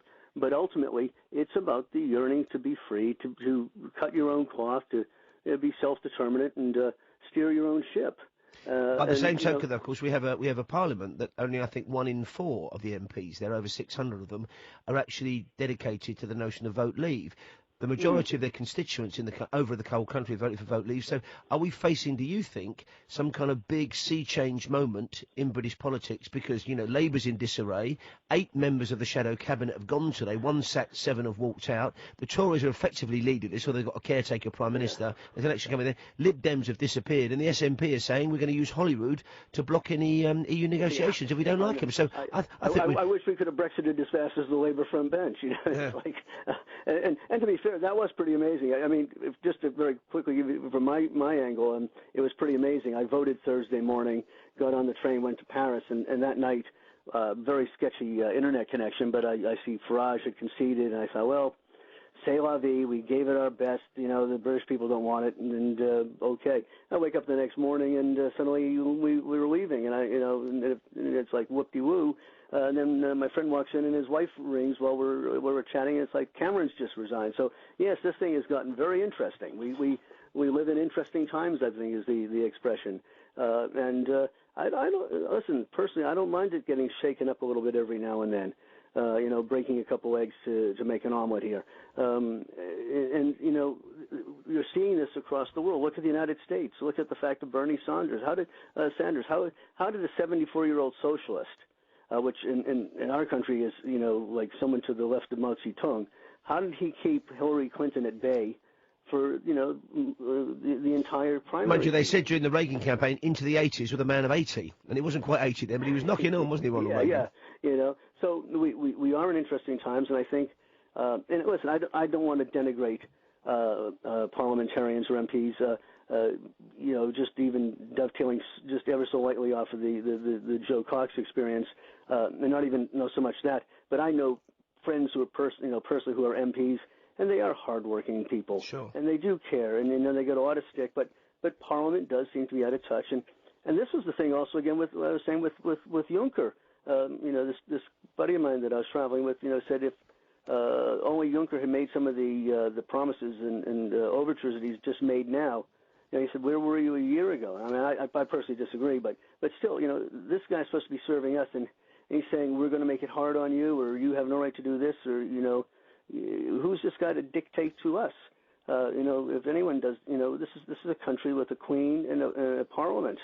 So it's like Kofi Annan telling the Americans what to do. I wouldn't take orders from Kofi Annan or Ban Ki-moon. He's a factotum. In fact, we've got Donald Trump in this country at the moment, or certainly in Scotland. He seems to have done an open-mouth insert foot moment again because he congratulated Scotland on voting out. Scotland voted in, of course, resoundingly. Well, listen, the Donald will be the Donald, and it keeps it entertaining. And I declare an interest in the fact that I'm hoping he gets elected because 4 years as Donald will at least get my mortgage paid. Is that why you'd be backing Boris for the same reason then? Well, no, I like Boris actually. Well, yeah, and Boris is entertaining as well. But listen, with Boris or with the Donald. I think sometimes the media makes a caricature out of him, and yes, listen, he's not as skilled as some politicians, and the media will jump on these little things and make mountains out of molehills. Though funny enough, and here's a new term for you. I'll give you one. I was having breakfast with a friend of mine before leaving this morning, who's in a gay partnership, and his husband is extremely rich, and he said, amongst us of the 3 comma group. 3 comma? 3 comma. In other words, if you write in a number, it has 3 commas after it. Wow. Yeah. He says the Donald is a very small player compared to most my husband's friends, etc. But I love that term, a 3 comma person. And he's talked about his billionaire, in fact. Yeah. There's some people are probably 4 comma groups, for all I know. He said he didn't rate the Donald, but he also, funny enough, he was talking about investments. He said his husband's family never rated the pound. They don't invest over here. Because I said, are you going to be exposed to? But listen, I still have faith in this country. It's got a strong economy. It's got a smart workforce. If you can just re-engender the feelings of entrepreneurism, in essence, I know this is going to hack a lot of people off when I say it, but the Thatcher Revolution, that ability for people to go out and be like a Dyson or even a guy in a black cab, to start up a business, put some effort into it, and create. It will prosper. I mean, the problem with that is when it has to happen on a massive scale, like amongst the mining community and amongst the steelmaking community, that's the problem. That's the challenge. The Thatcher legacy is multifaceted, and I'm only taking out a small portion of it. Sure. But we have more going for us than we have going against us. And I still think that the markets are not going to implode to the point where people think they will. And they're still going to want to trade with us. So let's just steady the ship and calm down, take a breath, and relax.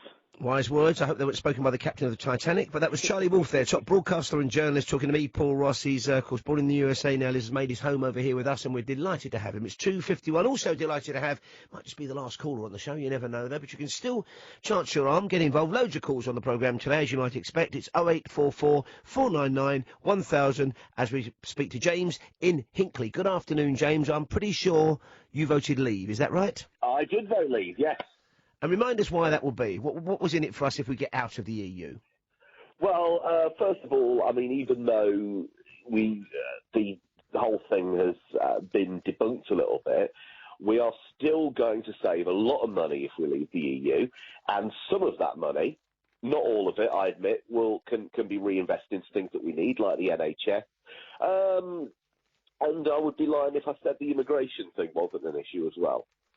It's an interesting piece today. I don't know if you've seen the man on Sunday. We spoke to Peter Hitchens, the kind of, well, he's a provocateur more than a journalist these days. He's a very good journalist, but he wrote a piece, he repeated a piece in part that he wrote when he went to Boston in Lincolnshire about 4 years ago, and he spoke about the absolute resentment of people coming from Eastern Europe, not because of where they came from, not because they spoke differently, not even because they were doing jobs that in some cases Brits didn't want to do, but the sense he got was that nobody had told them this huge change was coming, and the estimate we were given was like something like a 20th of the people who actually turned up here. So it was as if the government had plucked a figure out of thin air, which they thought sounded good because it was low, and then left everybody else to their own devices and their own fate. Yeah, and I think part of the problem that we've had over the last years, particularly in the new Labour years, is that we've had this uncontrolled, unlimited immigration. And to be honest, the Labour Party have probably not been too bothered about it because they knew that all these that the immigrants were generally going to vote Labour because of the two main parties, Labour were going to treat them more fairly, particularly in terms of welfare. And then, of course, we have the slightly unusual, unexpected phenomenon of people in the Birmingham area, the Midlands, the kind of powerhouse of the nation, if you like, and the majority, a small majority, admittedly, the majority of people there, and there are lots of migrants in the Birmingham area, people from migrant families, people of different heritage, they voted to get out of the EU. They did. And where I am, the whole of Leicestershire voted to leave, apart from Leicester City Centre itself, which did vote Remain, which, I can understand. Look into the future, James. Now that your vote carried the day, my vote didn't. I voted Remain this time around. I voted Leave in 1975. They didn't listen to me on either occasions. But is there any part of you now seeing the chaos that is unfolding in the Labour Party, at the top of the Tory Party? You've got the SNP saying they'll do their best to use Holyrood if they don't like the negotiation deals to block our exit. There's also the President of the European Parliament, I think Schultz his surname is, I wonder where he's from, who's now saying actually we should apply to leave by Tuesday. So do you regret this vote Leave thing you've done? No, I don't regret this vote Leave at all. I mean, my opinion on Scotland is this, Paul. If Nicola Sturgeon wants to be dictated to by Brussels rather than London, go for it. I think if Sturgeon wants to take Scotland out of the Union, then frankly we should let her.